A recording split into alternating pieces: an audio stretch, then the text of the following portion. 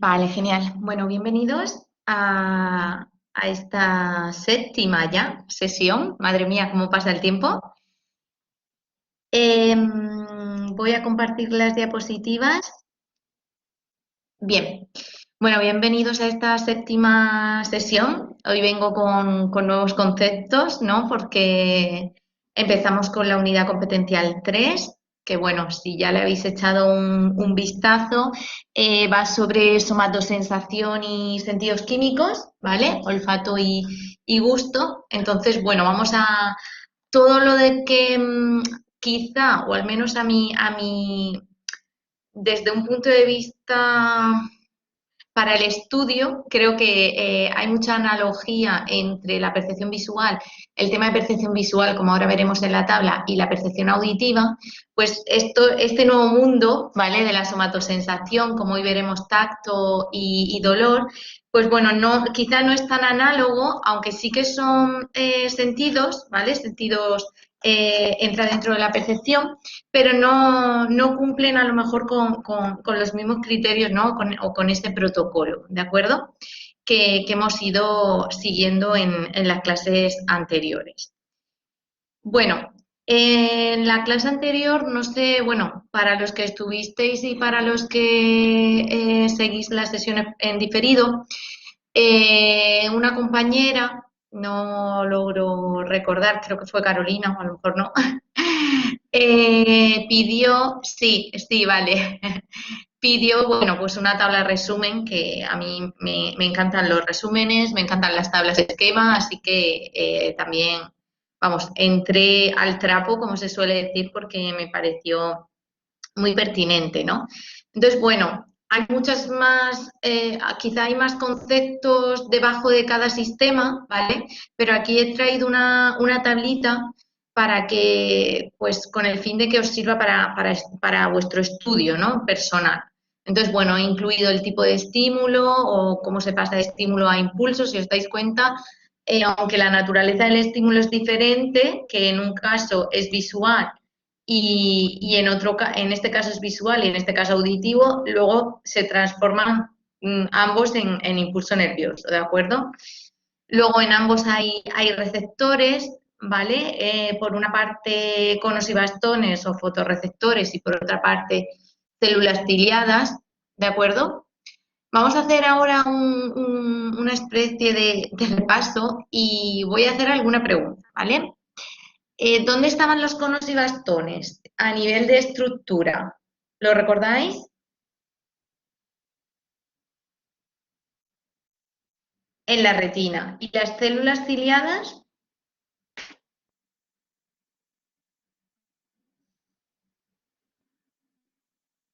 ¿Qué son los receptores auditivos? En la cóclea. Y dentro de la cóclea había un órgano.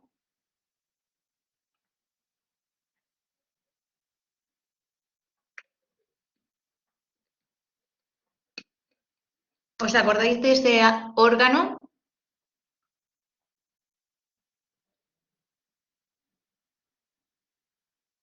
Que tenía una membrana, órgano de Corti, exacto, una membrana tectorial, una membrana basilar, ¿vale? Y justo entre esas dos membranas teníamos las células ciliadas, ¿de acuerdo? Bien, bueno, pues a modo de repaso. Luego las cualidades físicas, pues hablamos de las longitudes de onda, la larga, la media, la corta. Cualidades físicas de la audición, hablamos de amplitud y frecuencia que se relacionan con volumen, con tono. Luego también otra cualidad perceptiva que teníamos era el timbre, ¿vale? Los umbrales, ¿vale? Cuando hablamos el umbral de la visión, el umbral de la audición, exacto, Carolina. Las rutas desde que el estímulo físico es transformado en impulso nervioso hasta que llega a ser a formar parte de la percepción consciente, ¿vale? Y luego las vías, la vía del qué y la vía del dónde que estaban en ambos sistemas, ¿de acuerdo? Alguno ya me ha mandado un email de si esta tabla entra para examen. Bueno, la tabla en sí no, porque yo no voy a es decir, no voy a añadir una pregunta de redacción de enumera la tabla que vimos donde se enfrenta el sistema visual y auditivo, pero sí que todo el contenido que tiene esta tabla sí que entra de cara al examen porque es contenido de examen, ¿de acuerdo? Bueno, ya he ido contestando algún correo que me ha llegado sobre estos aspectos, pero bueno, lo quería dejar aquí también de forma así más explícita, ¿de acuerdo? ¿Alguna duda?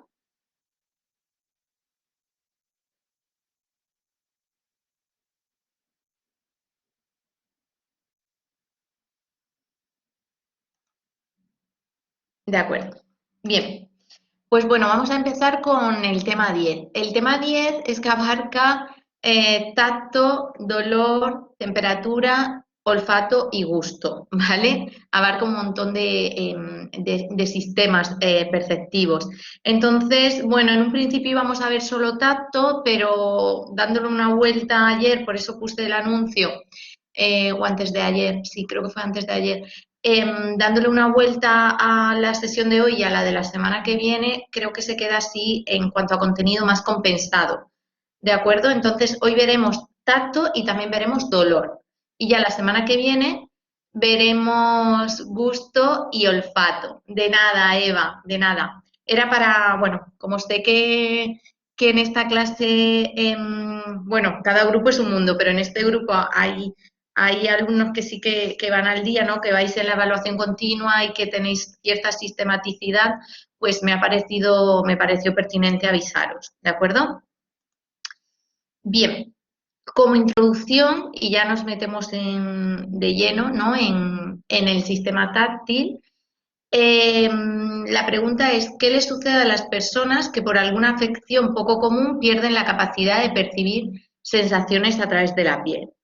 Lo tenéis en la siguiente diapositiva, pero si no vieseis la diapositiva y en una charla coloquial o, por ejemplo, una reunión de amigos os preguntan esto, ¿qué responderíais?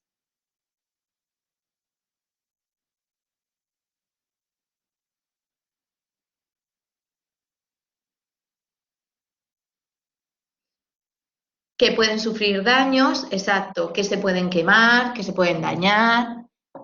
Claro, que la señal de alarma no estaría, pérdida de sensibilidad, moratones, exacto, tal cual. Si no tuviésemos ese input, ¿no? Esa estimulación a través de la piel, pues sufriríamos hematomas, quemaduras, huesos rotos, ¿vale? No tendríamos esa advertencia de que algo está llegando a, ya sea una sensación de tacto, de dolor o incluso de temperatura, ¿vale? No tendríamos esa alarma, incluso también para, como acaba de decir la compañera Eva, para la estimulación placentera. Tampoco, ¿no? Cuando nos hacen un masaje, ¿vale? O con otro tipo de estimulación cuyo objetivo es más, está más en el polo activante positivo, ¿vale? Pues tampoco lo tendríamos. Por tanto, en resumen, si no tuviésemos esta capacidad, pues tendríamos una dificultad para interactuar con el medio ambiente debido a esa retroalimentación que nos dan las sensaciones de nuestra piel, ¿no? De toda estimulación que llega a nuestra piel. Bien, de hecho, se han hecho muchos experimentos donde se anestesia a los sujetos pues, por una parte del cuerpo, pues por ejemplo las manos, ¿vale? Y se observa a nivel conductual y también a nivel emocional cómo se siente la persona, ¿vale? Estos experimentos casi todos siguen la misma tónica, es decir, demuestran que la pérdida de sensación pues hace que la persona, como no tiene esa retroalimentación, pues a lo mejor hace más fuerza al agarrar un objeto, hace más fuerza o presiona más los objetos o se implica más en las tareas ya que no tiene un feedback de ha cogido el objeto o de que ha alcanzado tal objetivo, ¿no? Estas consecuencias, sí, Eva, sí, totalmente, ¿no? Os iba a decir un ejemplo, pues los posoperatorios, ¿no? O incluso no hace falta que sea una operación. En un parto, ¿vale? La epidural, hay también la sensación del dolor, bueno, como veremos después, es lo que se inhibe. Entonces la persona sí que sabe, siente porque sabe lo que está pasando, pero, no, pero se inhibe totalmente la rama de la médula, como ahora veremos, ¿vale? Que transmite el dolor.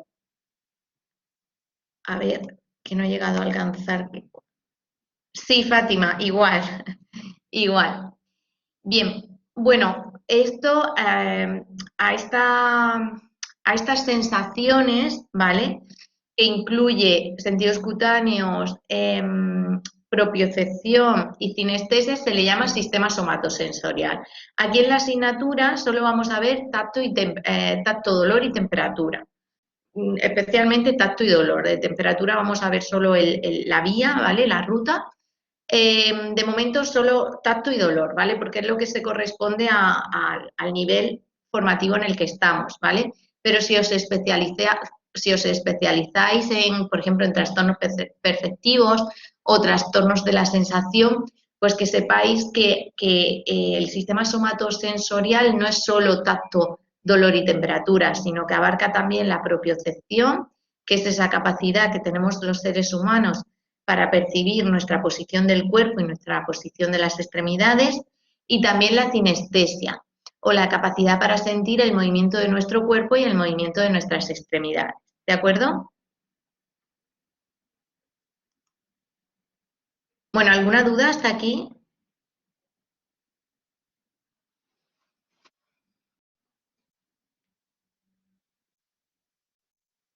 De acuerdo. Bien, pues seguimos. Vale. La primera barrera o la primera estación a la que llega esta estimulación, ¿vale? Es la piel. La piel es la parte más pesada de nuestro cuerpo, al menos en la especie humana.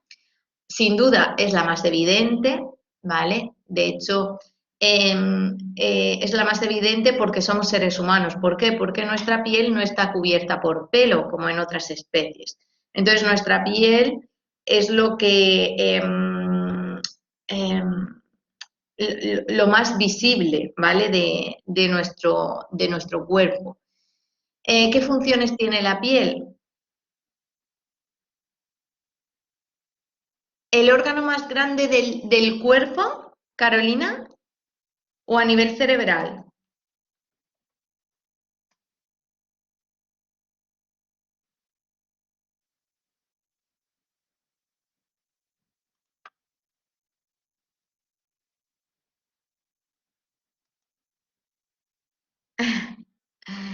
Pues a ver, ahí no me quiero pillar mucho los dedos. No sabría decirte, quizá el más pesado, los pulmones o el hígado. El hígado parece el más pesado, pero eso te lo tendría que mirar. ¿Vale?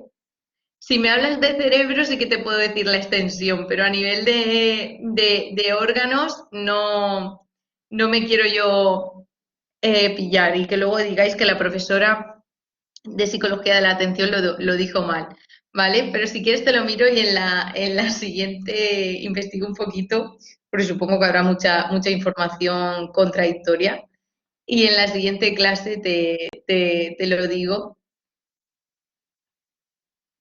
Grande, sí, a nivel de extensión. Pues no sé, ¿vosotros qué pensáis? Si pienso en todos los órganos,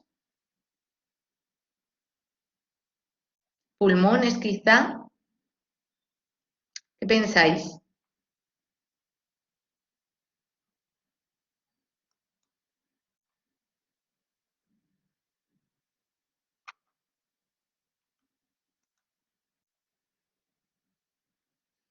El intestino. Sí, bueno, la piel no es que sea la más grande, sino, bueno, abarca grande extensión, pero es la parte más pesada del cuerpo humano. Sí, el intestino es verdad.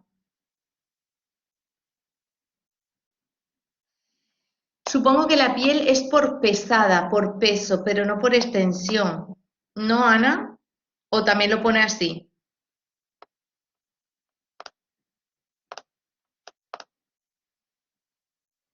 Claro, por longitud, como dice Nacho, el intestino, la piel por peso, quizás es así, el hígado. Claro, a mí me sonaba el hígado, pero por peso. Ujú.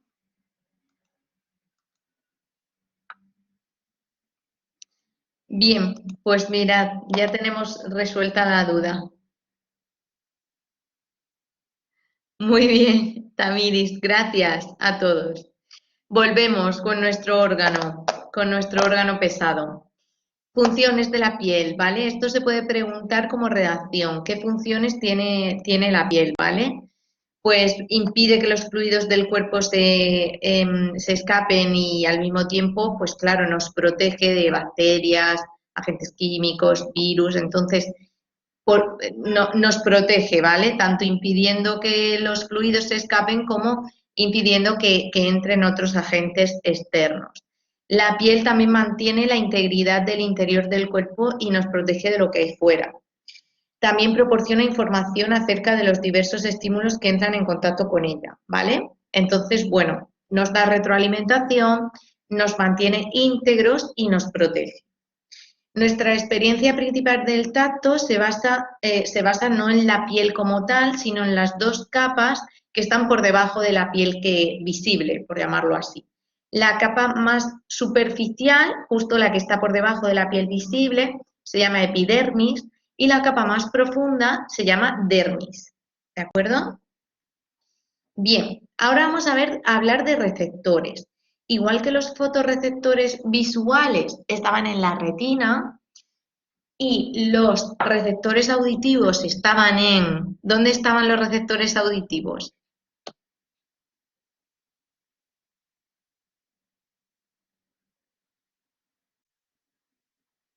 En el órgano de Corti dentro de la cóclea, ¿vale? Bien, sí, las células ciliadas, Nacho, son receptores auditivos, ¿vale? Y están dentro del órgano de Corti. Este órgano de Corti está dentro de la cóclea y la cóclea dentro del oído interno, ¿vale? Es todo un bucle. Bien, pues estos receptores, algunos están en una zona más superficial, como son los de Merkel y los de Meissner, es decir, están en la epidermis, y otros, como los cilindros de Ruffini y los de Pacini, están en la parte más profunda, en la dermis, ¿vale? ¿De qué depende que actúen unos u otros? Pues de la sensación que sobre todo del tipo de estimulación. Cuando la estimulación se da de forma continua, ¿vale? Y el estímulo siempre está presionando. Imaginaros que cogemos un palito, ¿vale? Una aguja y estamos presionando continuamente la piel. Eso está estimulando los receptores de Merkel, ¿vale? Que son de la epidermis, que requieren que el estímulo de presión esté activo siempre, ¿vale? Los de Meissner también se localizan en la epidermis, pero solo se activan cuando son estimulados y el estímulo se levanta. Es decir, se disparan cuando el estímulo se aplica y luego se retira. ¿De acuerdo? Estos receptores pues intervienen, por ejemplo, en las tareas cuando agarramos algo, porque lo agarramos, ¿vale? Y o lo soltamos o como ya lo tenemos agarrado, la estimulación es diferente. ¿Me estáis siguiendo?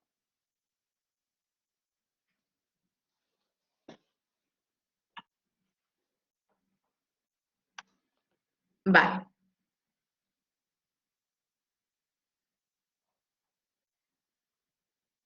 Pues justo lo que acabo de dar. Los detalles finos es cuando, por ejemplo, tengo un libro sobre la mano y el libro no cae, entonces el libro siempre está sobre la mano, el libro, la estimulación de que tengo un libro sobre la mano siempre está, pues ahí estarían los receptores de Merkel presentes.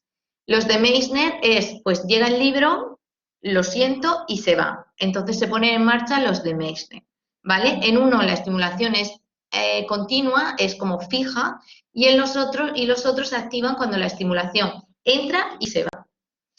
Ruffini y Pacini. Los de Ruffini están en la dermis, ¿vale?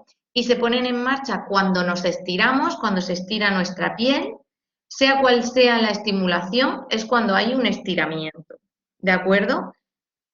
Un pellizco, bueno, es que un pellizco requiere estiramiento, sería Ruffini, Eva, ¿vale? Merkel y Meissner no es tanto cuando son estimulación a lo mejor dolorosa, sino cuando estamos tocando algo, cuando estamos palpando, ¿vale? Pues por ejemplo, yo puedo coger este rotulador, ¿vale? Y ahora mismo lo acabo de coger y imaginaros que lo he cogido para dejarlo en otro sitio. Pues a esa estimulación se activan los de Meissner. Pero si yo lo he cogido y el rotulador, el tacto del rotulador o la sensación sigue en mi mano de una forma activa y la tengo así durante mucho tiempo, los receptores que se están poniendo en marcha son los de Merkel. ¿Me explico? Bueno, ya las claves mnemotécnicas que uséis para estudiar, ya eso creo que va un poco según la persona, ¿de acuerdo? Bueno, Ruffini para cuando hay estiramiento y Pacini cuando hay vibración, ¿vale? Cuando un estímulo en lugar de cuando la piel en lugar de estirarse está vibrando, ¿vale? Porque, pues, yo qué sé, tenemos el móvil en vibrador y lo cogemos, ¿vale? O estamos pasando sobre una plataforma con muchos baches o con una estructura de suelo irregular y nuestros pies están sintiendo eso, ¿vale? Pues ahí estarían activos los de Pachín. ¿Bien?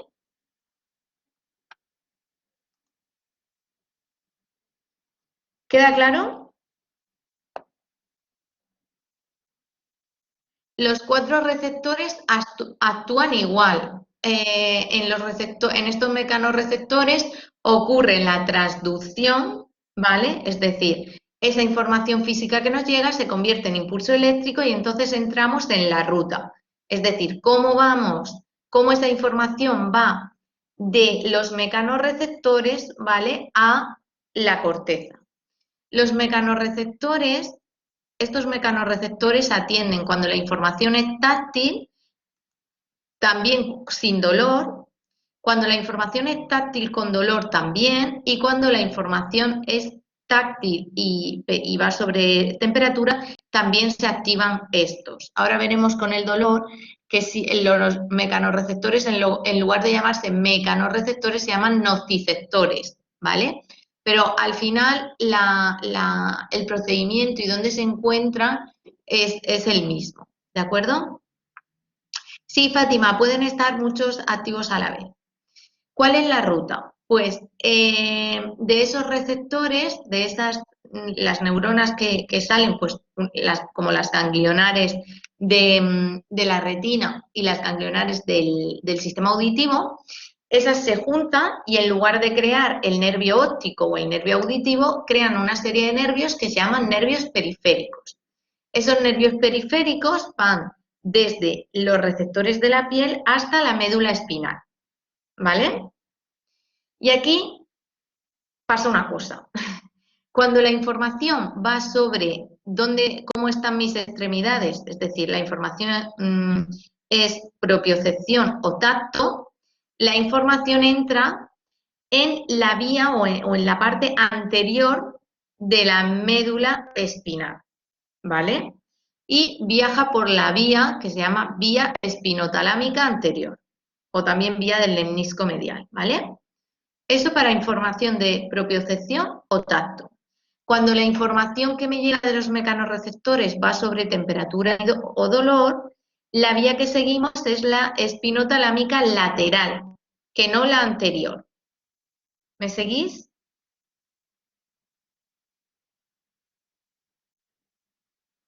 Bien.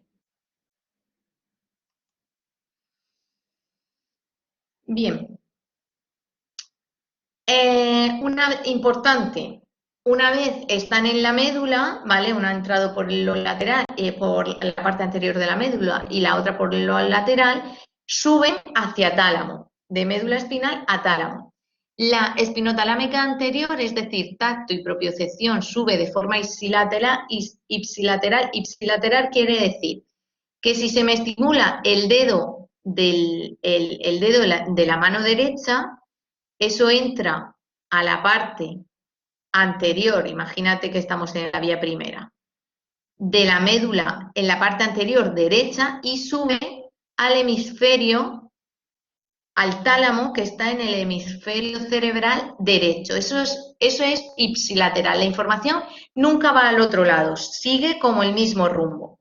En cambio, cuando decimos que una vía es contralateral, quiere decir que en algún momento, generalmente a nivel de tálamo, se ha vuelto, es decir, se ha girado. ¿Veis aquí? La información entra por la misma vía, pero en lugar de llegar al ipsilateral, se gira al otro hemisferio, ¿vale? Contralateral es que cruza a nivel de tálamo, en este caso, ipsilateral es que no cruza. ¿Me seguís? Exacto. Entonces, si yo en el examen pregunto, bueno, en el examen o en la vida en general, la información sobre propiocepción y tacto sigue una ruta ipsilateral o contralateral. Diremos que es ipsilateral, ¿vale? Porque se integra en esta vía. En cambio, si pregunto qué forma toma la información de la temperatura y el dolor, pues sigue una vía contralateral. ¿De acuerdo? Bueno, Paula, poco a poco, son muchos conceptos. Bien, una vez que ha llegado, la información llega a mecanorreceptores, tálamos, ¿vale?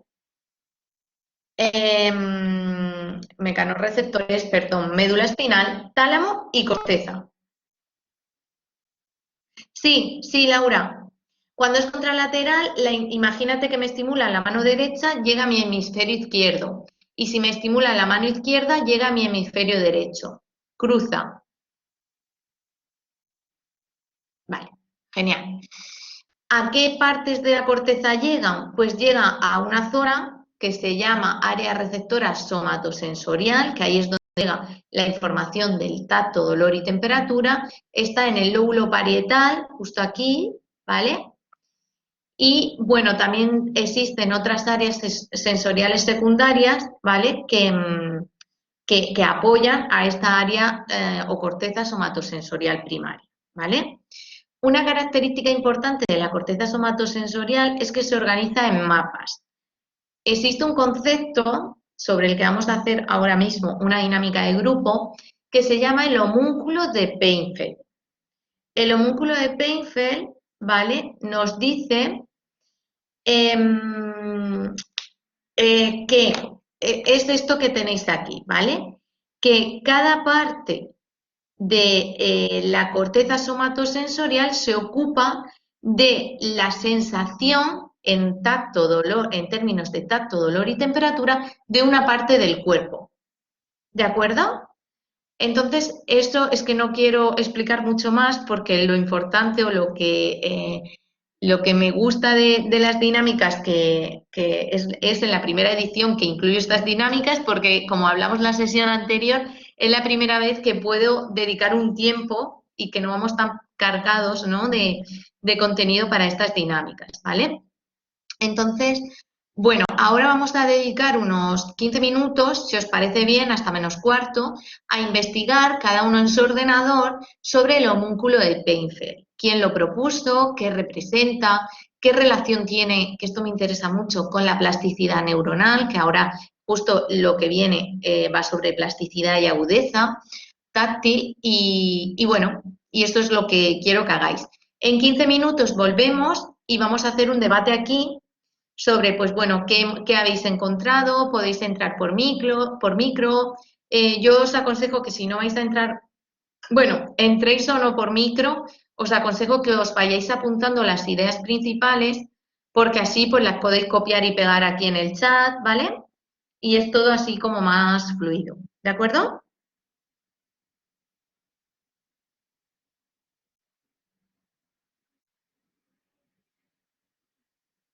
Sí, ipsilateral, la de la anterior, la vía anterior, Ignacio, y la lateral es contralateral.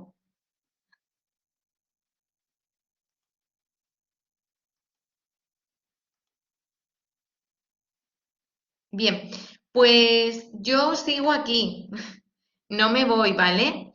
Pero bueno, cada uno que trabaje de forma autónoma. ¿Os parece?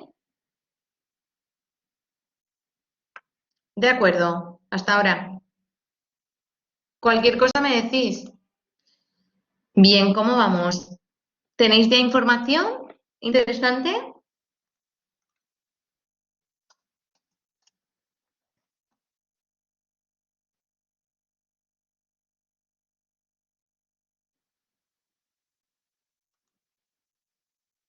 Vale, pues si queréis compartir, pues por ejemplo, ¿quién lo propuso?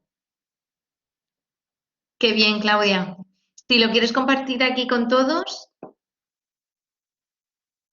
muy bien. Entre 1937, exacto, y 1954, Wilder Painfeld, exacto.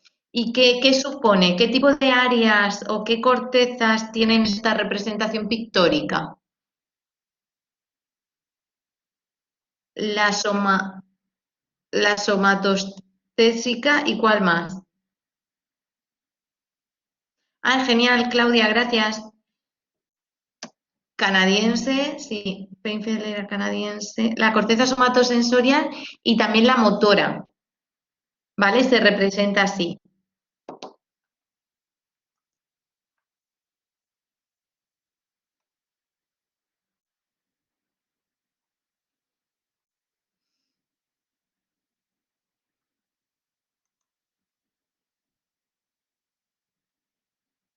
Ay, sí, Eva, sí, por favor, gracias. Así también podemos comentarlo ahí. Exacto, Painfeld, bueno, es una representación pictórica, ¿no? De ambas cortezas, la somatosensorial y la motora. Y ahí se representa el área, ¿no? del cuerpo donde participa cada área cerebral, ¿no? Ignacio, ¿has encontrado dolor crónico, plasticidad y homúnculo? ¿Relación, quiero decir? Información sobre esta relación, un vídeo. Vale, genial. Sí, exacto, María Carolina. Vale, Ignacio, pues si lo quieres colgar aquí, sí, sí, David, entra cuando quieras. Hola, hola. Hola. Yo vi un video muy interesante donde decían que cada parte del cuerpo tiene un área específica en el cerebro que se activa cuando entra en contacto o es estimulada. La Sí, importancia que se le da a los labios, la boca, las manos, los genitales. Y hacían una sí, analogía también sobre el cuerpo virtual qué de bien. que no es que sintamos dolor, o sea, inclusive sin experimentar el dolor, el cuerpo asocia el dolor. Y hacían un Sí. experimento tipo bebés y los padres hacían como si el bebé se hubiera golpeado y el bebé percibía eso como dolor. Entonces es muy Sí. interesante. Ah, qué bien, porque está súper relacionado, David, con lo que vamos a ver ahora de cómo el estado mental, ¿no? O cómo podemos crear dolor aún sin estimulación. Así Y que una muy última interesante. cosa, Sí, también habíamos hablado sobre el miembro fantasma. sí, Y que está relacionado también con sí, justo con el ahora homo. acaba de conectarlo. Sí, Ajá, gracias, de gracias, nada. David. Exacto, el miembro fantasma, bueno, es una de las patologías asociadas con la percepción del dolor, ¿vale? Y se ve mucho en la práctica neuropsicológica, como vimos en otras sesiones. Y, y nada, te agradezco mucho el comentario, David. Sí, ha entrado Eva, creo. Sí, a mí lo que me ha Sí, parecido más interesante, ya sé que es una tontería, pero yo soy así de rara, es que en lo que he leído parecía como si antes se creía que la plasticidad de la corteza cerebral solamente, o sea, era mayor en los niños, en los bebés y tal, y después se ha dado cuenta que no, que eso también en los adultos, que se va, que hay como que que el mapa este topográfico de la cabeza es susceptible de cambios incluso en los adultos. Y entonces hay Sí. ejemplos y tal. Y eso me ha parecido muy interesante, porque sí que es verdad que tienes la idea de como que todo ya está como cerrado y resulta que Sí, no. Y eso me ha sí, parecido sí. interesante. Bueno, Pues gracias Eva. Sí, totalmente. Parece como que se ha fomentado mucho, bueno, a lo largo de la carrera veréis que no, pero se ha fomentado mucho como que la plasticidad pues la tienen los niños y sí, sus células son más jóvenes, ¿no? Entonces, pues bueno, se regeneran con unos procesos diferentes, pero la plasticidad, como bien ha apuntado Eva, existen también en las personas adultas con entrenamiento, y de hecho ahora lo vamos a ver, con cierto entrenamiento cognitivo se puede flexibilizar, ¿no? O modificar las áreas cerebrales pertinentes, ¿vale? Así que muy buenas aportaciones. ¿Qué más queréis añadir? Paula, no, si la persona nace sin el miembro, a ver, te he dicho que no muy rápido. Habría que ver generalmente su corteza cerebral, em, la desconexión entre el área cerebral dedicada a percibir el dolor en ese miembro y el miembro es como que no es tan fuerte como cuando nacemos con el miembro y luego lo perdemos. Entonces, dolor del miembro fantasma a alguien que ya nace sin el miembro, como tal, no existe. Porque no es que nazca sin el miembro, generalmente son malformaciones en alguna de las extremidades, ya sean inferiores o superiores. Entonces, aunque el miembro esté disfuncional o sea disfuncional, sí que existe la ruta. No sé si así contesto a tu duda, Laura. Bueno, no ha sido Laura, ha sido Paula.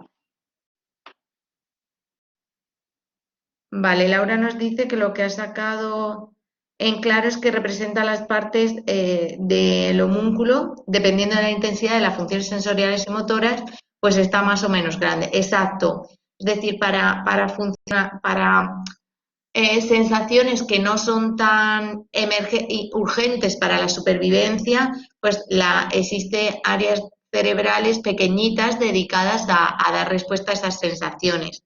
Y justo lo contrario para las sensaciones que son muy importantes para la supervivencia.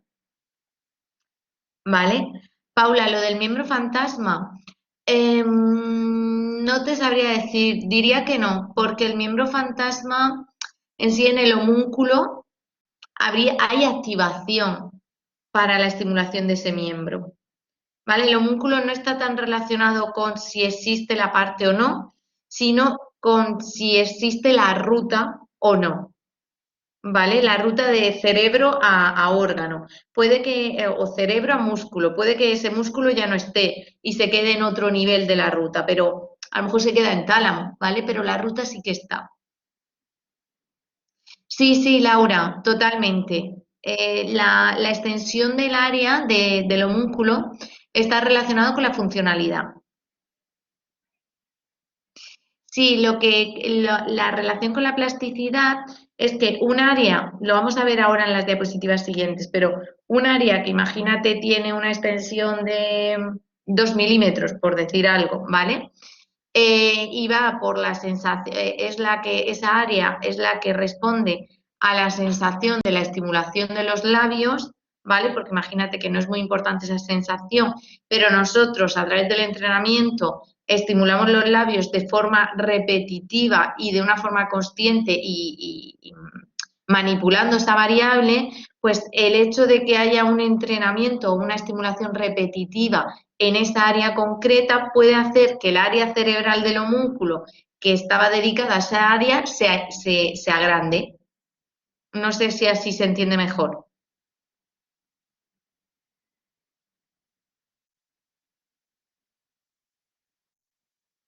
¿Vale? Entonces, esa es la relación que tienen con la plasticidad, ¿vale?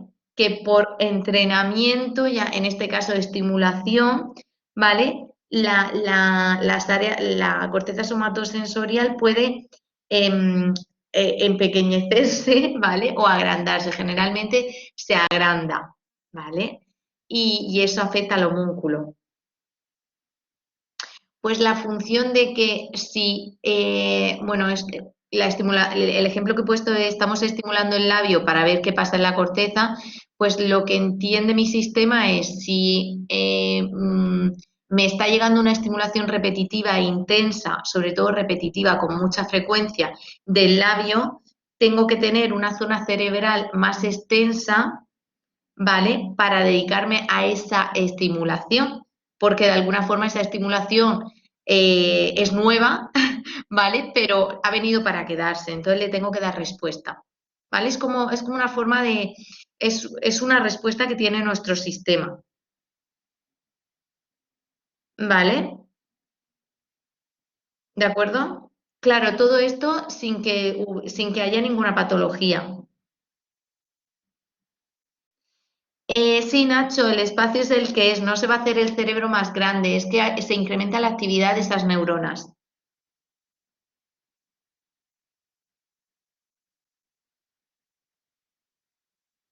¿vale? Estamos hablando en términos de potenciales de acción, ¿vale? Y a lo mejor neuronas del área parietal, del área anterior parietal que se dedicaban a la estimulación del labio, pues ya no solo del anterior parietal y también se dedican a esa estimulación las del lateral parietal, ¿de acuerdo? Dudas, cuestiones, curiosidades.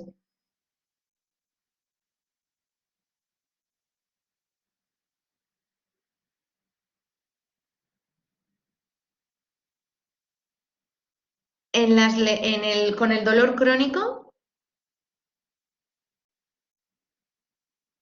sí, cuando hay dolor crónico, quieres decir, Ignacio, que también se incrementa la respuesta para ese dolor. Sí, al final el dolor es una estimulación, ¿de acuerdo? Imaginaros que en lugar de estimular el labio, ¿vale? Pues con una caricia estamos aplicando dolor continuamente. Al final también existe la plasticidad neuronal, ¿vale? Sí. Es una duda, ¿eh? Cuando he leído la vida de este señor, del científico, el neurocirujano americano, él decía o sea, hablaban de unas operaciones que no se podían, no se arriesgaban a hacerlas en anestesia general porque entonces era muy peligroso y entonces las hacían de esta manera porque las hacían y entonces iban tocando y mirando si la persona pues respondía o no, por si estaba bien o no, o estaban tocando algo que no toca, más o menos. Pero, sí. ¿vale? Y entonces ponía, pero bueno, ahora ya esto está superado y tal. Bueno, yo conozco a personas que las han operado, y aparte, o sea, las conozco de conocerlas mucho, las han operado completamente despiertas, se han operado de la cabeza. O sea, le iban apretando y aparte le iban pasando como delante unas imágenes para saber si era una manzana, una guitarra, lo que sea, para saber que no estaban tocando algo que no tenían que tocar y curando lo que tenían que curar. Y funcionaba, o sea, y también lo hacían ahora. Sí, sí, sí. No estaba dormida. Lo hacen. El aviso que no estaba Sí, dormida, sí. seguro. No, no, es un tipo de neurocirugía, Eva, se hace. De hecho, si os interesa, seguro. sí, mira, no sé si lo conocéis, el test de WADA, ¿vale? Es súper interesante porque bueno, existen técnicas de exploración neurológicas que son muy invasivas, como ha comentado Eva. Nosotros como psicólogos eso no lo tenemos que conocer, como si os especializáis en neuropsicología, sí que tendréis que conocer las técnicas de exploración neurológica, pero lo que aquí ha sacado a colación Eva son técnicas de neurocirugía, ¿vale? Entonces bueno, eso es un campo que sí que nos toca, ¿no? Porque es una rama más de la neurociencia igual que la neuropsicología es una rama de la neurociencia, pero aquí en el grado de psicología no me voy a meter con esas técnicas, pero Eva, sí que existen y se hacen porque es una forma de controlar las consecuencias cognitivas, ¿vale? Que se le quedan a los pacientes, sobre todo pacientes con tumores cerebrales, ¿vale? Claro, claro, Eva. sí, desde la neurocirugía, a ver, no me atrevería a decir el porcentaje, pero es una práctica que es común. Aunque parezca una locura, es común, ¿vale? A ver, que se han ido comentando. Fátima, con respecto al dolor crónico, bueno, es que si duele más o menos no significa, es decir, que la cantidad de neuronas que se activan para sujetar esa estimulación no está directamente relacionada con la intensidad de dolor, porque el dolor crónico, bueno, al final hay un umbral, hay una habituación y entonces la intensidad no va creciendo exponencialmente, sino que hay un tope. ¿Vale? Lo veremos, creo que en las siguientes diapositivas lo veremos, ¿vale?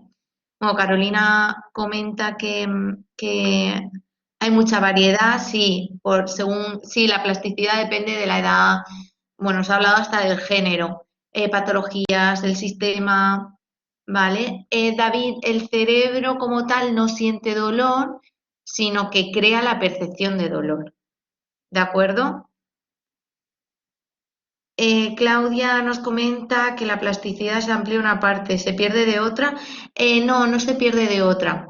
Es como si, bueno, esto es una forma muy simple quizá de explicarlo, pero es como si una parte de las neuronas se duplicaran el trabajo, ¿vale? Entonces, se dedican a un tipo de estimulación y también a otro, ¿vale?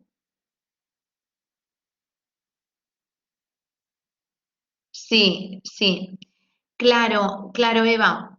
La hidrocefalia, bueno, es que con hidrocefalia es una técnica, bueno, es muy común en los niños em, y es una pena porque nos creemos, hablamos de hidrocefalia y muchas de las hidrocefalias tienen cura y tienen tratamiento, ¿vale? Y una buena técnica para ello, sobre todo porque suelen ser en pacientes infantiles, ¿vale? En edad pediátrica. Y se suele hacer despiertos para ver, porque ahí nos importan mucho porque en los niños como que el cerebro no está tan diferenciado como en un adulto. Entonces, si aparte de que sabemos mucho del cerebro, pero yo siempre digo que desconocemos mucho más, ¿vale? Entonces, en los adultos tenemos claro qué área se dedica a qué función y a veces eso, por ejemplo, cuando te dedicas a mi ámbito, que es la neuropsicología, no tiene nada que ver porque te viene un paciente con una demencia frontotemporal y dices, vale, pues tengo que trabajar esto, esto y esto y te das cuenta de que el paciente no tiene la afectación cognitiva que tú pensabas, ¿vale? Y entonces como que de alguna forma te echa por tierra, ¿no? Todo las hipótesis que tú tenías. Entonces, en los niños, como eso no está tan diferenciado, se usa mucho este tipo de neurocirugía para ver las consecuencias cognitivas. ¿Vale? ¿Vale, Eva? Bueno, Eva y los demás. Sí, se operan despiertos por eso, porque así pueden ir pasándole pruebas cognitivas y ver si le está afectando al área del reconocimiento, porque al final una hidrocefalia es, ¿habéis dado ya el líquido cefalorraquídeo?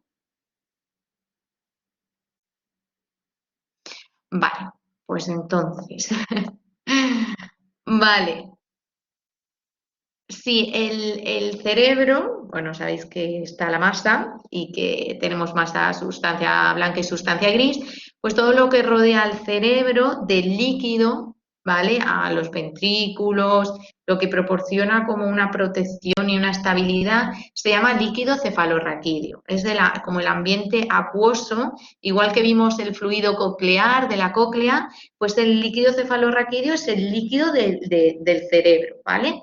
Entonces, una hidrocefalia es cuando, bueno, por problemas en la gestación eh, hay más líquido del que puede soportar, del que debería.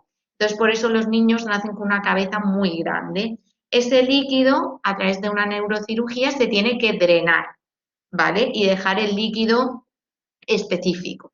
Todo esto también, yo vuelvo a repetir que no soy neurocirujana, yo os cuento desde mi rama, que es la neuro, y esta es la operación. Entonces, en este tipo de operaciones, como comenta Eva, pues tienden a estar despiertos porque mientras drenan ese líquido, van viendo si está en ese proceso de drenaje están tocando algún área y esa área tiene una consecuencia. Imaginaros que estamos tocando un área que pierde el lenguaje el niño, ¿vale? Pues entonces tenemos como que retroceder. ¿De acuerdo?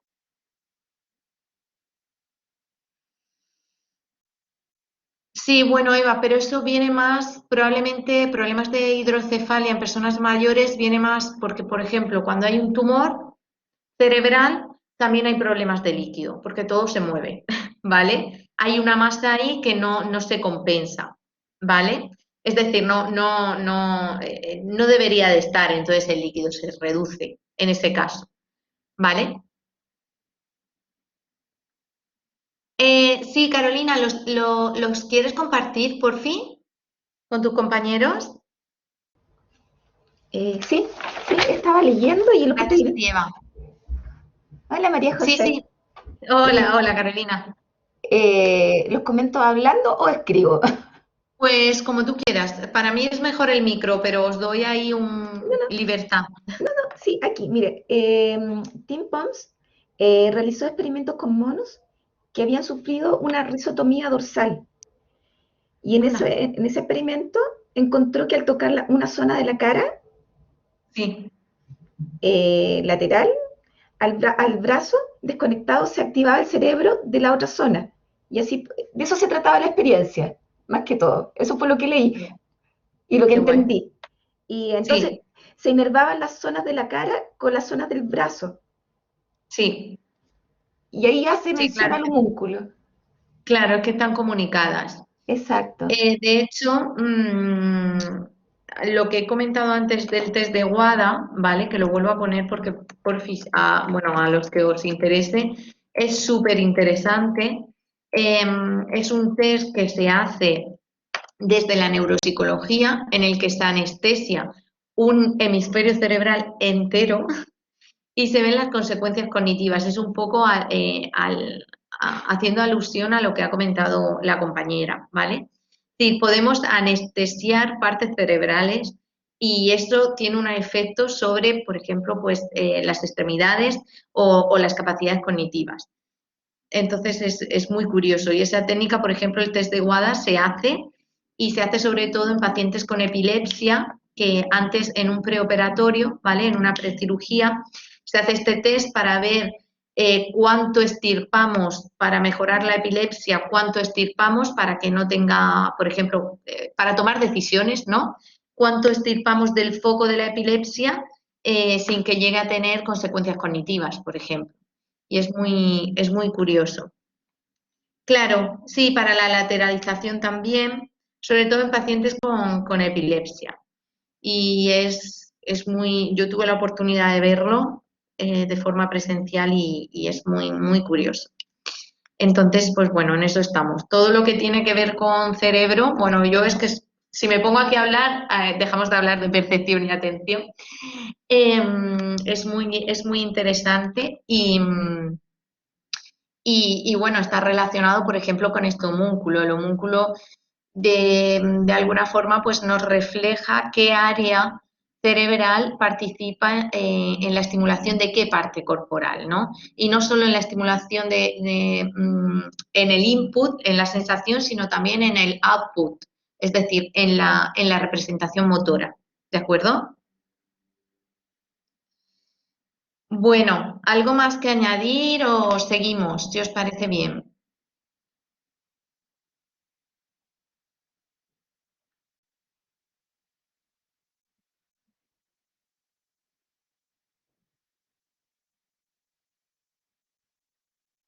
Luego os dejaré algún artículo del test de WADA también en el foro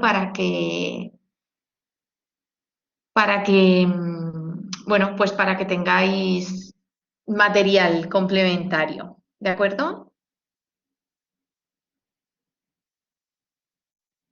Bien, genial. Pues seguimos, chicos. Bien, la plasticidad de los mapas corticales del suelo, del cuerpo, perdón. La propiedad de la plasticidad, bueno, esto ya lo hemos visto. Por ejemplo, en el experimento de Jenkins y Merzenich, ¿vale? Que demostraron que estimulando la misma zona del cuerpo, ¿vale? En este caso el dedo índice de la mano izquierda, pues lograron expandir, ¿vale? Las neuronas, ¿vale? Esto no quiere decir que se haya creado otra parte del cerebro, sino que si ante la estimulación de este dedo sin estimulación repetitiva, sin entrenamiento, se activaba una parte pequeña, pues ahora se activa una parte más grande de neuronas, ¿de acuerdo?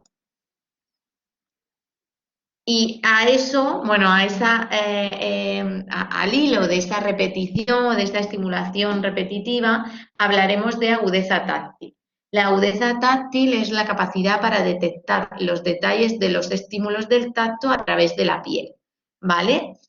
Es, pues, por ejemplo, una forma de medir la agudeza táctil es en el dedo presentar dos agujas y preguntarle a la persona, hay un punto, se te está estimulando con un punto o con dos, ¿vale? Y entonces, pues cuanto más cerca están los estímulos, como que es más difícil de discernir. ¿Esto a qué recuerda? ¿A qué métodos de investigación nos recuerda? ¿A qué umbral? ¿Al absoluto o al diferencial?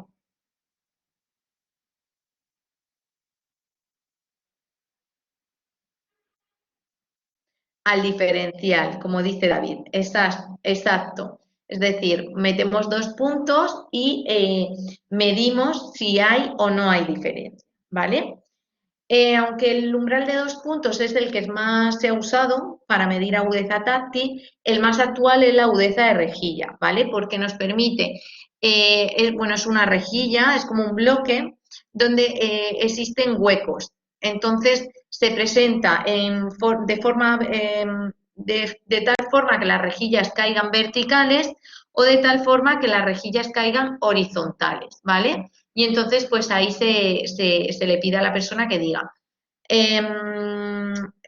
indica la orientación de la estimulación, ¿vale? Entonces, pues bueno, también tiene que medir la agudeza táctil. Al final, agudeza táctil es detectar detalles finos, ¿de acuerdo? Tras muchas investigaciones en este ámbito, se ha detectado que los receptores de Merkel son los más sensibles para detectar los detalles táctiles finos, ¿vale? En las zonas en las que es sumamente importante la agudeza táctil, pues hay más receptores de Merkel que en otras zonas. Por ejemplo, en la yema de los dedos, ¿vale? Que la usamos más para detectar diferencias, ¿vale? En la yema de los dedos necesitamos más agudeza táctil que en la palma, porque en la palma, por ejemplo, cuando a ti te cae un objeto sobre la palma de la mano es un tacto más grueso, ¿vale? Más rudimentario. En cambio, si tienes que detectar las rayitas que lleva el rotulador, usas la yema de los dedos. Eso no es casualidad. ¿Por qué hacemos eso? Por ejemplo, para palpar o para detectar los detalles, usar la yema de los dedos. ¿Por qué pensáis que puede suceder esto?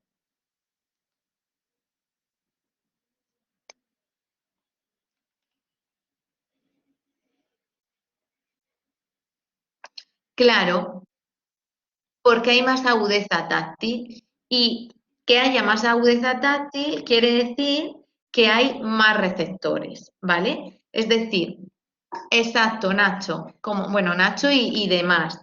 Se ha establecido cierta relación. A mayor agudeza táctil, mayor número de receptores y menor espacio entre esos receptores, ¿vale? Es decir, a menos espaciamiento entre receptores, mayor densidad de receptores y eso quiere decir que en esa área, ¿vale? De la piel hay una mayor agudeza táctil. ¿Se entiende?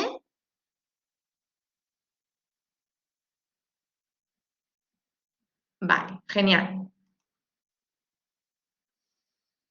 Mecanismos corticales, ¿vale? Ahora nos vamos ya no estamos a nivel de mecanorreceptores, de receptores de Merkel, ya no estamos en la epidermis, sino que estamos en la corteza. En la corteza cerebral se ha visto que existe esta misma correspondencia. Las regiones cerebrales que tienen o que sustentan aquellas áreas, por ejemplo, la yema de los dedos, que requieren una mayor agudeza táctil, pues se representan con áreas más extensas en la corteza y con neuronas con umbrales de respuesta más bajos, es decir, necesitan poca estimulación para dar ese potencial de acción. ¿Se entiende esto?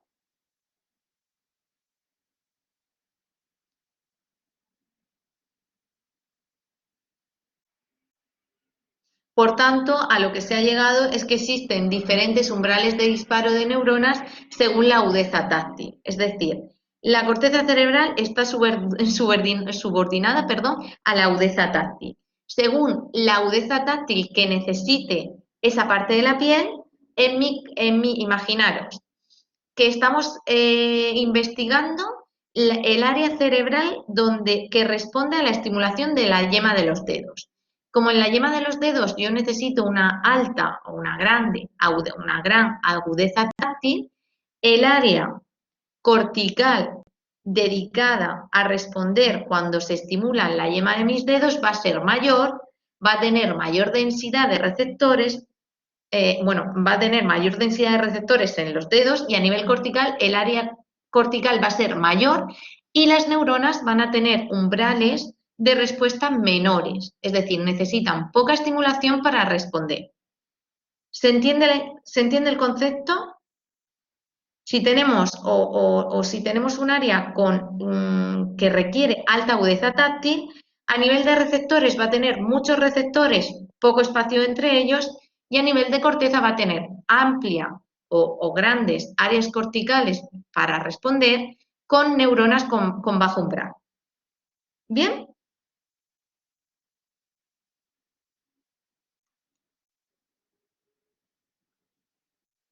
No, ya venimos así de base, Nacho. Venimos así de base, es decir, la piel que está debajo de nuestra yema de los dedos ya nacemos con alta densidad de receptores ahí. Porque evolutivamente la yema de los dedos... si la entrenas... Sí, si la entrenas, al final se incrementan o se activan más receptores a nivel de la yema de los dedos y también se activan más neuronas. No lo determina nadie, lo determina el entrenamiento. No sé si así respondo. Vale. Primero, es que van a la par. Cuando tú entrenas, se incrementa la densidad de receptores y se incrementa la activación.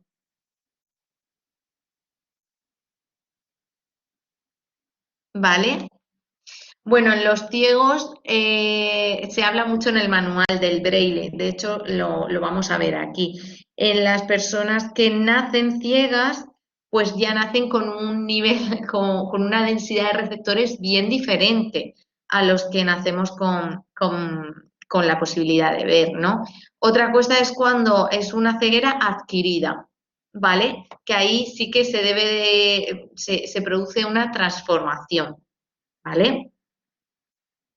Claro, David.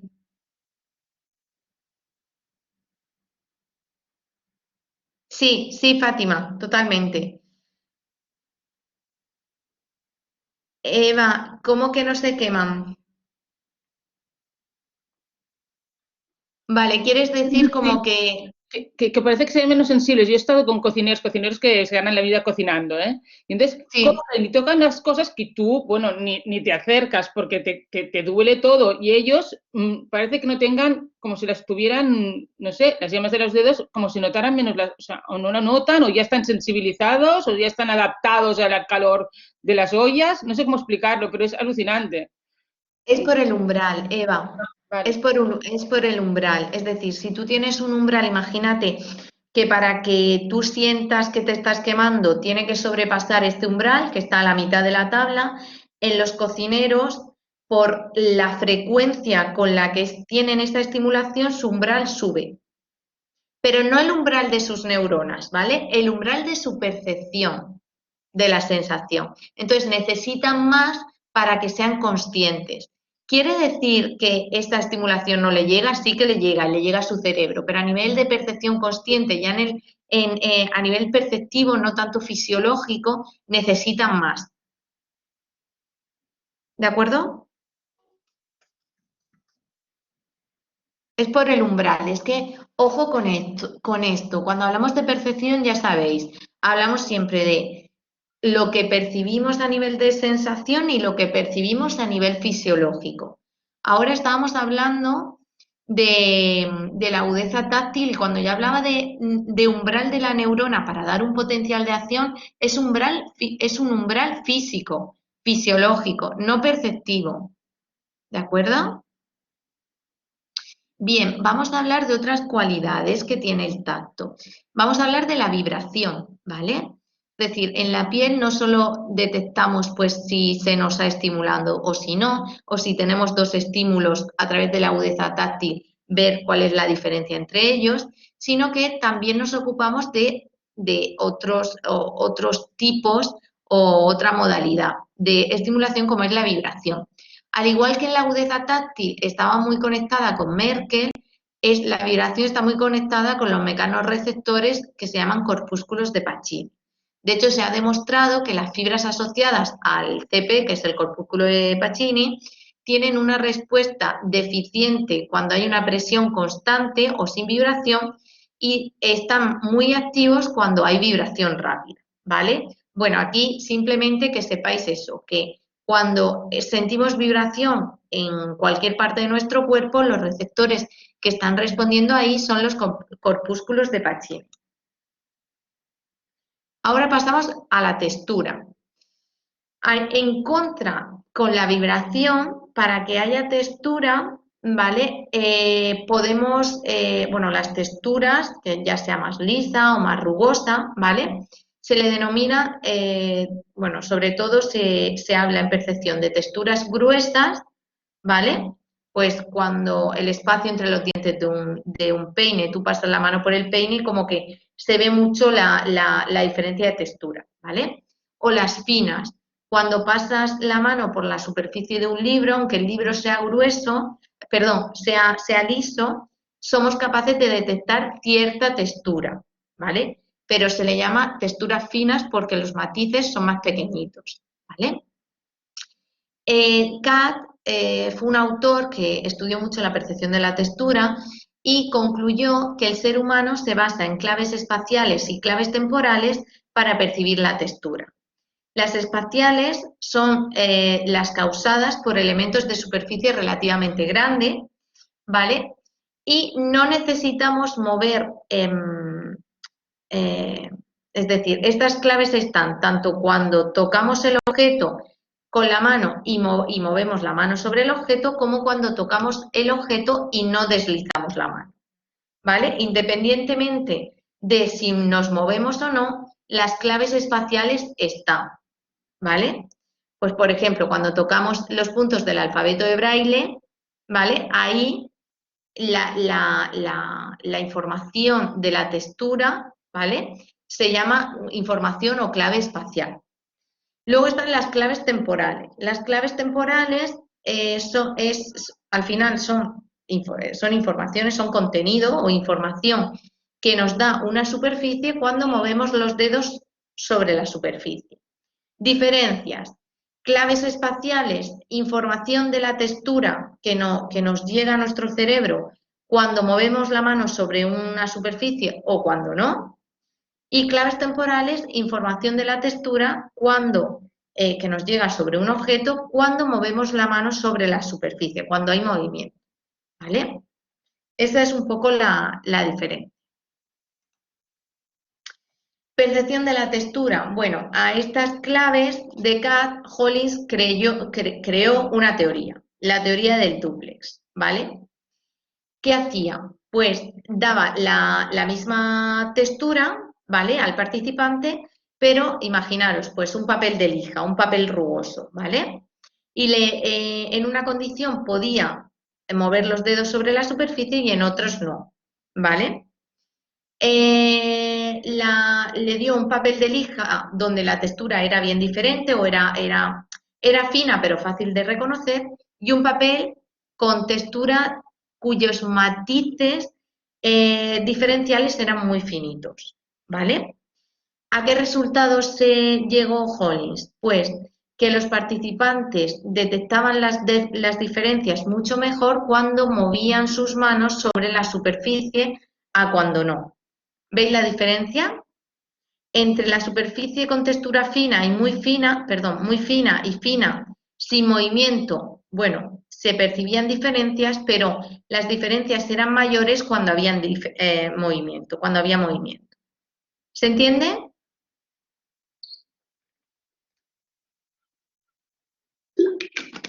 Bien, es que estos son conceptos bastante simples, ¿sí, Eva?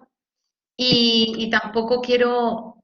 Es que yo trabajo en una editorial y entonces a veces claro. tengo que escoger papeles. Cierro los ojos, Sí, porque es la única manera de hacerlo. Cierro los ojos y cojo los papeles claro, con las manos.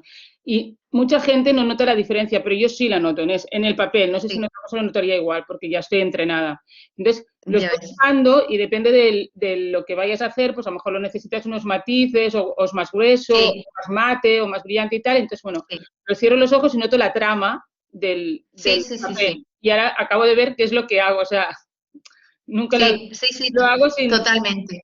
Pues pensar. estás con la teoría duplex, Exacto, Eva, exacto. de Hollins. Mira Sí, por dónde. sí.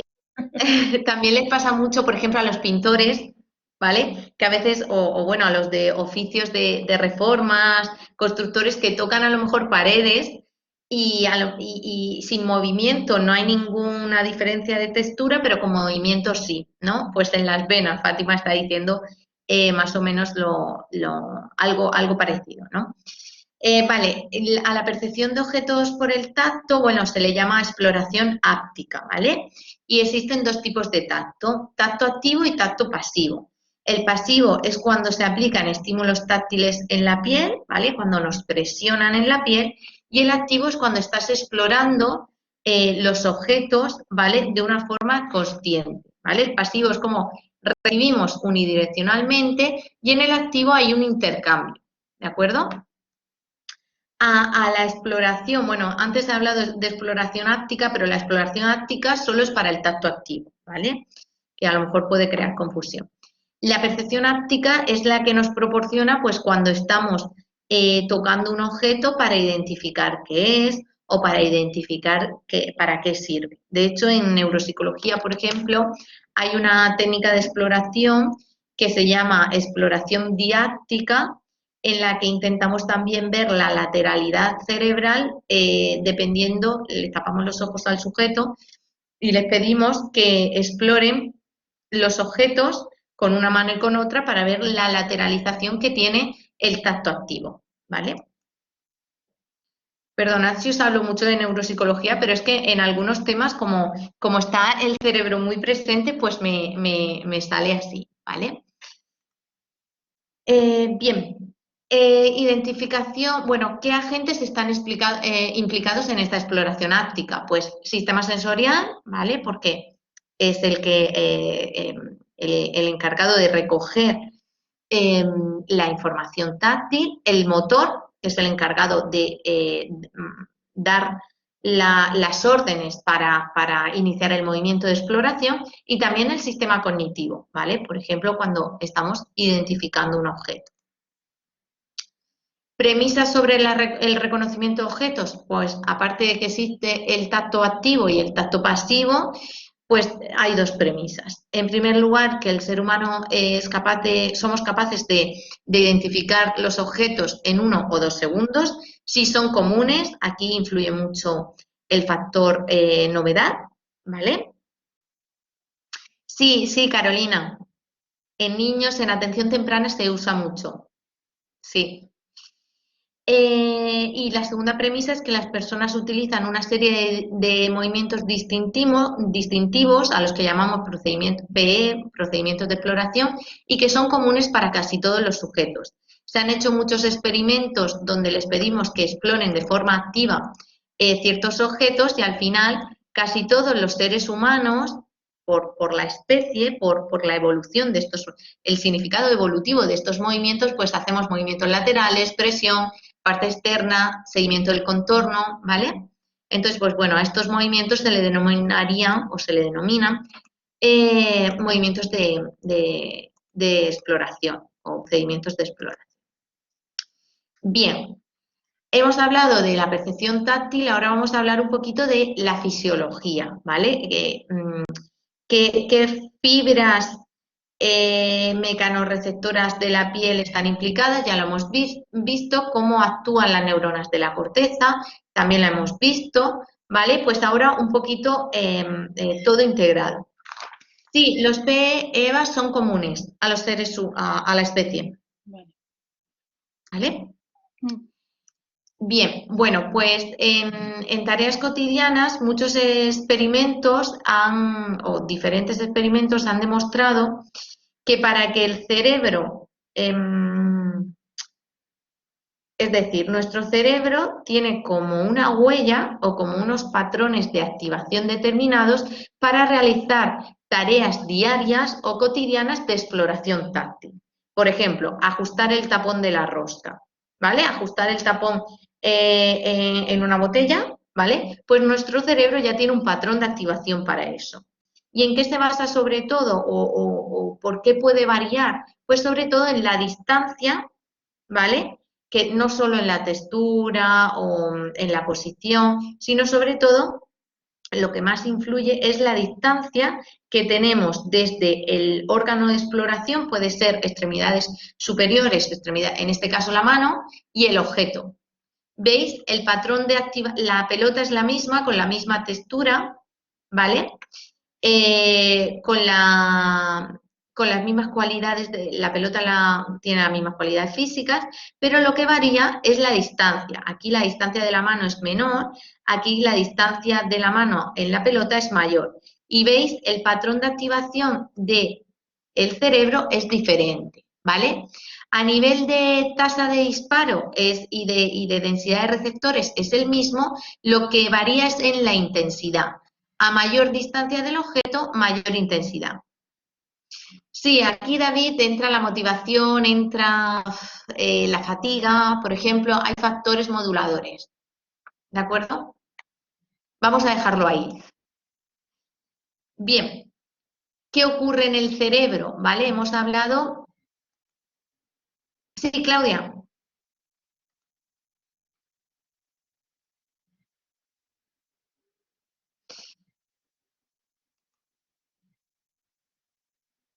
Sí, es que el dibujo no se ve muy bien, pero el hecho de que la pelota no es que sea más grande, sino que está más cerca de la mano. Es decir, aquí la pelota estaría como aquí, en el segundo caso, ¿vale? Es que la figura no es, pero si leéis luego lo que va debajo de la figura, porque esta figura está en el manual, se entiende mejor, ¿vale? Sí, a mayor distancia, mayor intensidad, Eva. Vale, a nivel de tálamo, bueno, esto es lo que acabamos de ver, es como un procedimiento cerebral general. En el tálamo, específicamente en el tálamo, hay un núcleo que se llama núcleo ventral posterior del tálamo, que está dedicado al procesamiento táctil, ¿vale? En este núcleo se ha demostrado que tiene neuronas con campo centro-periferia, ¿os acordáis? On-off, estimulación-inhibición, de tal forma que cuando la estimulación, imaginaros que presentamos una estimulación en el dedo así, ¿vale?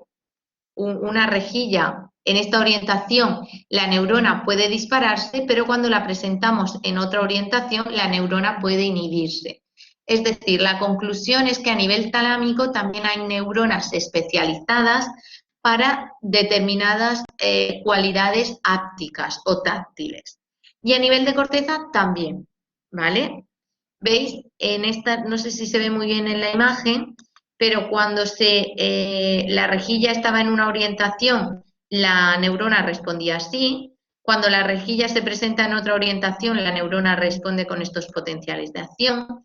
Cuando se presenta en otra orientación, en la mano, la neurona responde así y así sucesivamente. Al igual aquí.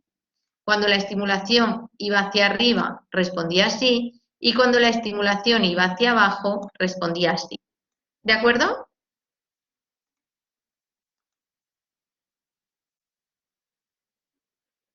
¿Bien?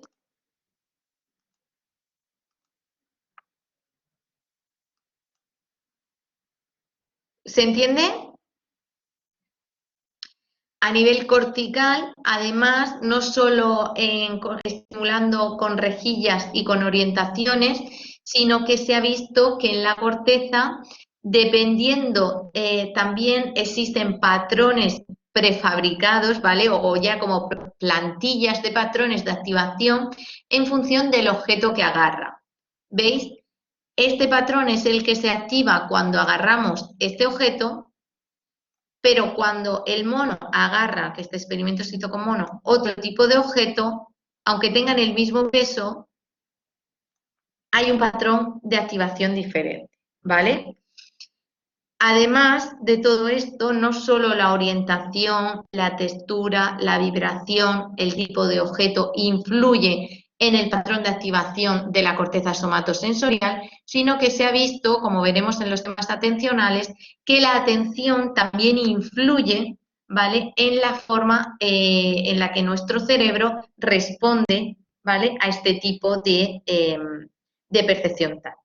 Ya veremos que cuando estamos atendiendo al objeto que se nos está estimulando, se activa una zona, un patrón de activación diferente a cuando estamos recibiendo estimulación táctil de un objeto al que no estamos atendiendo, por ejemplo.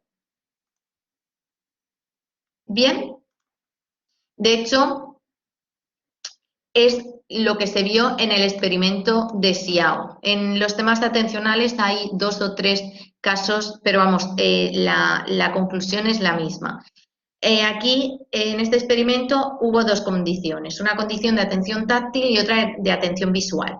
En la de atención táctil, ¿vale?, centran su atención en las letras, es decir, se les pasa al participante, se le pasa unas letras, imaginaros unas letras recortadas por la mano, se les pide que la identifiquen, ¿vale?, y que atiendan a eso, ¿no? Que la identifiquen, y para identificar las letras tienen que atender. En la condición de atención visual, ¿vale?, se les pasa también las letras por la mano y se les pide que la identifiquen, pero además les ponen una tarea de estimulación visual. Les van poniendo paisajes, estímulos distractores, ¿vale? ¿Qué se vio aquí? Que a pesar de que las letras que recibía el mono en la yema de los dedos eran las mismas, la activación o la respuesta neuronal era diferente. De hecho, había mayor respuesta en la condición de atención táctil. Es decir, cuando el mono estaba atendiendo a lo que se le estaba presentando por la vía táctil y no estaba distraído con los estímulos visuales. ¿Me seguís? Bien. Pues vamos ahora al dolor. Ya nos queda este último apartado, ¿vale? ¿Cómo vais? ¿Estáis cansados? Que hoy no he hecho descanso. Vale. Bueno, como la siguiente sesión vamos un poco con la misma tónica, ¿vale? Si queréis si queréis, si os parece bien, voy a hacer una introducción al dolor y ya explico la actividad y ya nos vamos, ¿vale? No creo que llegue a todo el apartado, pero es que no hay prisa, ¿vale? Nos da tiempo en la siguiente sesión. Bien, ahora a -4, ¿vale? Explicamos la actividad, o a -10 porque como es un tipo test, vale. Bueno, el dolor es una experiencia sensorial y emocional desagradable asociada con una lesión tisular, ya sea real o potencial, o descrita a veces en términos de lesión, ¿vale? Existen 3 tipos de dolores. Esto ya os lo digo que casi siempre entra en el examen, ¿vale? En el tipo test.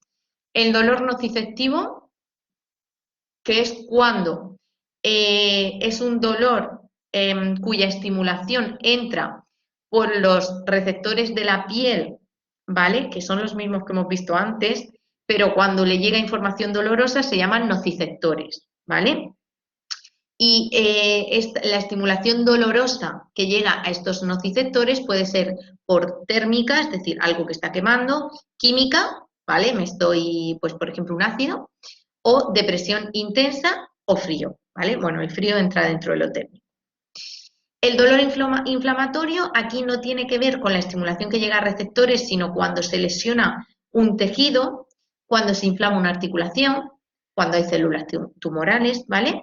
O el dolor neuropático, cuando se produce por lesiones o daños en el sistema nervioso. ¿De acuerdo? 3 tipos de dolores.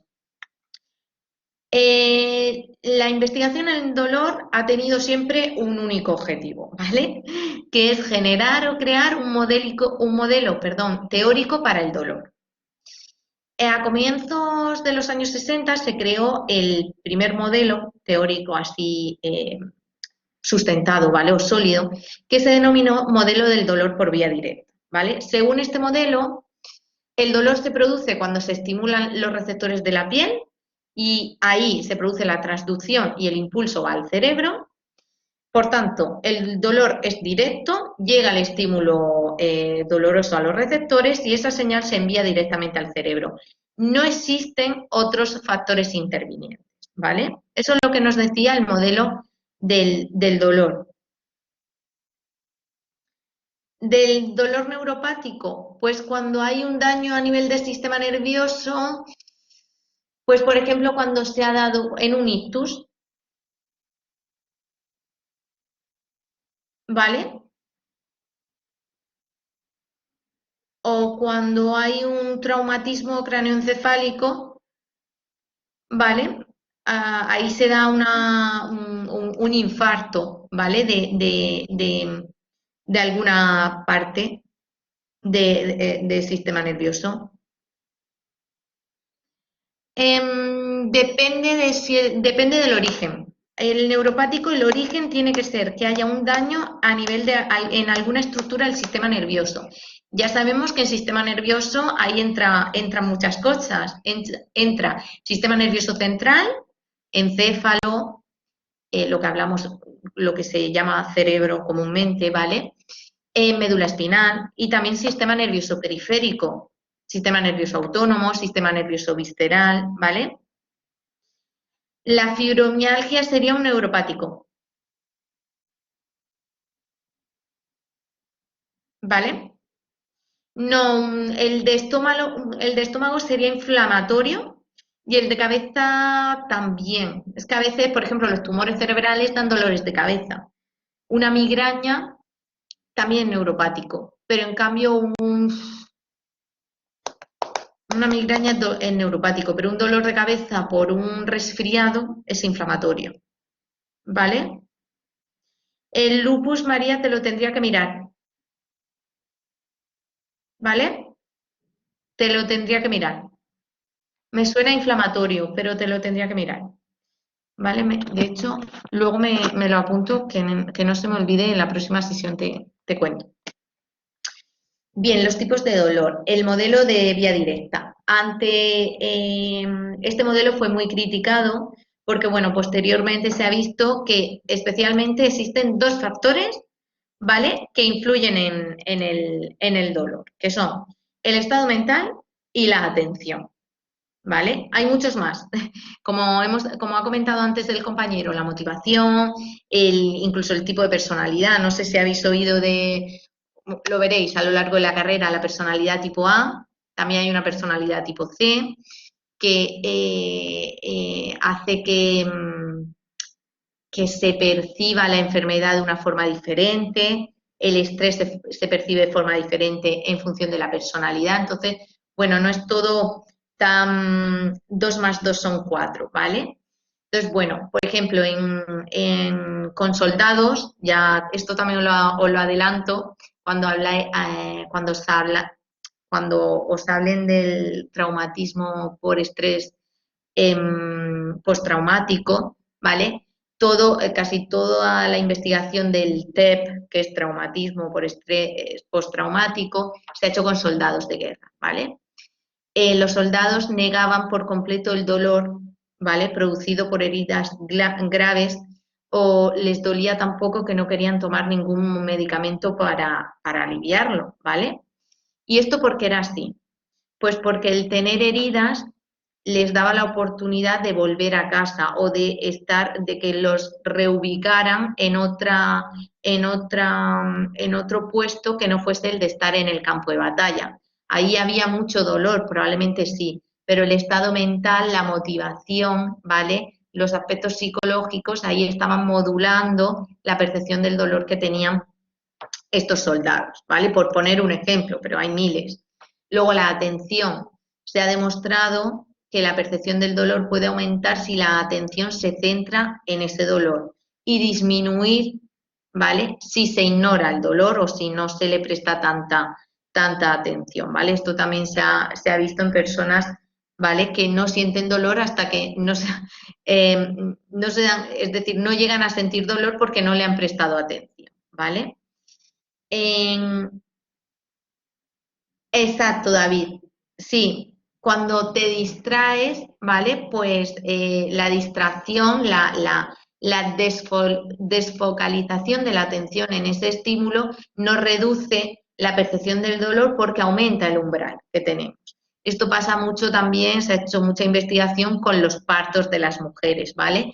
En la fase de contracciones, ¿vale? Muchas veces se le piden que bailen, se le piden que respiren. Al final, focalizarte en la respiración es una forma de focalizar tu atención en la respiración y no en el dolor, ¿vale? Igual. No es tanto que nos engañemos, es más complejo, es una estrategia que tiene nuestro sistema perceptivo, ¿vale? Para incrementar los umbrales y por tanto reducir la percepción. Bien. Vale, pues me voy a quedar aquí, si os parece bien, en el modelo de control de la puerta, que es el siguiente como la alternativa que surgió al modelo directo, ¿vale? Y vamos a empezar con ello en la próxima sesión. De hecho, es que no queda mucho, pero tampoco quiero ir con prisas, ¿vale? Como al final el debate y la explicación de la tabla primera nos ha llevado tiempo, voy a pasar, si os parece bien, directamente a la actividad. Ya las diapositivas de la semana siguiente las subiré con esta parte, ¿vale? Donde me he quedado. ¿Bien? Como es de la misma unidad competencial, pues así lo hacemos. Bien, la actividad. Esta actividad es bien diferente a las que ya llevamos dadas, ¿vale? Por cierto, estoy muy contenta con todas las actividades que vais subiendo y estáis aprendiendo mucho, o al menos he notado un cambio, por ejemplo, en la bibliografía, ¿vale? En el aspecto de la bibliografía. Ayer revisé, o hoy me voy metiendo, ¿vale? En el campus y de momento lo llevamos todo corregido, al menos los que vais en evaluación continua, y estoy muy contenta. Bueno, la prueba de la UC3, muy importante, ¿vale? Es un tipo test muy parecido al examen, ¿vale? De hecho, es que a lo mejor incluso alguna pregunta cae y si no, la misma muy parecida, ¿vale? La actividad ya la tenéis abierta, se abría hoy a las 6 cuando ha empezado la clase. Tenéis hasta el examen de primera convocatoria para enviarla. La podéis abrir hoy, ahora si queréis, pero no enviarla. Si la enviáis, ya no hay vuelta atrás. Habéis enviado la actividad, ¿vale? Entonces, la podéis abrir, podéis ver las preguntas y cancelar. Es decir, os salís directamente del campus, pero no le deis a enviar. ¿De acuerdo? Ahí son 20 preguntas tipo test con 3 alternativas. Además tenéis una alternativa que se llama NSNC, que es no sabe, no contesta, que es para dejar la pregunta en blanco, ¿vale? Están elaboradas igual que las del examen, así también os vais familiarizando. De hecho, las 2 actividades de portafolio que nos quedan son así, ¿vale? Siempre hay una buena y generalmente no hay confusión. Si hubiese confusión, antes de darle a enviar, me la mandáis la confusa y la podemos traer en clase y la comentamos, ¿De acuerdo? Importante, los errores descuentan. Súper, súper importante, porque esto probablemente sea nuevo para vosotros, pero de aquí para arriba, como digo yo. Entonces, más vale dejarla en blanco que contestar si no estáis seguros. La fórmula por la que el programa, porque esto no lo corrijo yo, el programa calcula vuestra nota es esta fórmula. Si son 20 preguntas, pues hace 18, imaginaros que tenéis 18 aciertos, ¿vale? 18 menos, imaginaros que lo habéis contestado todo y por tanto tenéis 2 errores. Pues 2 errores dividido entre número de alternativas, que en este caso tenemos 3 alternativas, menos 1, ¿vale? Esta es la fórmula. Esta fórmula no me la he inventado yo. Pues 3 menos 1, ¿vale? Que alguien me diga lo que sale de aquí.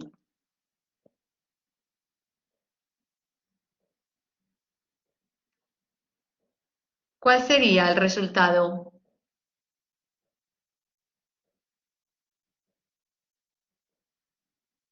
¿Oye?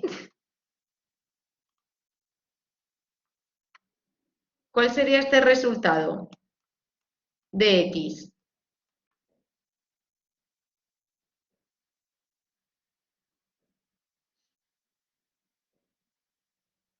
¿3 menos 1? Vale, sí, 17. Esto sería 2, 2 entre 2, 1, 18 menos 1, 17, ¿vale? Bien. A partir de esa fórmula, voy a ser pesada con esto, pero en el futuro os acordaréis de mí, porque esta es la fórmula que se utiliza para todos los exámenes. Entonces, a partir de esa fórmula, hacemos una regla de 3. Si tener las 20 bien es sacar un 10, ¿vale? Tener 17 es X, ¿vale? Que sí, que creo que da 8,5, como dice Ignacio. Entonces, ojo, porque solo por tener 2 errores, ¿vale? Solo por tener 2 errores habéis tenido 8,5, ¿vale? Cada error os resta un tercio. Entonces, ojo con eso, porque a veces me decís, profesora, es que solo he tenido 3 errores y tengo un 8, no puede ser. Entonces, hacemos la fórmula y sí que sale. Entonces, esta es la fórmula que se ha instaurado de manera oficial. Nosotros la usamos en los exámenes y yo la traigo aquí a las actividades. Habrá profesores que no penalicen los errores en las actividades. Yo sí, porque también quiero que os acostumbréis, ¿vale? A los exámenes del grado. Entonces, bueno, todas las preguntas, las 20 preguntas están sacadas de los temas de la UC3, que, ojo, de estos temas y también de los que veremos la sesión de la semana que viene, donde preguntaremos dudas. Entonces, yo os recomiendo, como siempre, la semana que viene, en el feedback, me podéis preguntar dudas. Pues, María José, mira, esta pregunta la veo confusa. O María José, esta pregunta no la he encontrado. Traed esas dudas aquí, al feedback. Y entonces, como siempre, os recomiendo no enviar la actividad hasta después del feedback. ¿Vale? ¿Tiene límite de tiempo? No. No es como los exámenes que tenéis 60 minutos. Aquí tiene límite de fecha. Si queréis que entre en primera convocatoria, podéis empezarla ahora y si queréis que entre en segunda convocatoria, pues en enero. Yo es que soy un poco tonta, ¿eh? Pero no... No, Eva, no empieces así, que te voy a mandar a la neurolingüística, que si nos decimos tontos, nuestro cerebro se lo cree. La UC3, tengo la cabeza como un bombo. De verdad, llevo unos días como muy sobrepasada y estoy un poco cansada. La UC3 es los sentidos cutáneos y lo que viene después, o también entra lo que hicimos... Es todo el tema 10 del manual. Vale, o sea, es que en el tema 10 hoy lo queremos el próximo. Claro, exacto, las 2 sesiones. Vale, no lo que hicimos el pasado, no. No, eso ya, eso entró en la actividad de acromatopsia, solo que fue sobre percepción de color, ¿vale? Como había el oído medio perdido, no sabía si el oído también tocaba o no tocaba. No, el oído es que va con la UC2. Vale, ¿vale? gracias, muchísimas Entonces, gracias. aquí de nada, por eso he puesto el ojo ahí, ¿vale? Porque a lo mejor os ponéis a hacer la actividad y decís, María José, si la mitad de preguntas no sé responderlas, porque son los contenidos también de la semana que viene, ¿vale? Bien, y ya está por mi parte, chicos, esto es todo. La semana que viene subiré, a lo mejor no la subo el lunes porque tengo ahí un congreso que, bueno, tengo que viajar el lunes. A lo mismo la subo el lunes noche o martes, ¿vale? Para que lo tengáis en cuenta. David, ¿quieres preguntar algo? Vale, es que a veces se activa como si hubieseis levantado la mano. Bueno, pues esto es todo. Ya estamos casi en la recta final. Nos queda muy poquito. Y nada, la semana que viene terminamos dolor y sentidos químicos. Y ya la siguiente UC es atención, ¿vale? Y nada, mucho ánimo, que sé que también estaréis cansados porque llega junio. Y cualquier cosa, pues bueno, siempre a vuestra disposición, ¿de acuerdo? Y nada, muy buen fin de.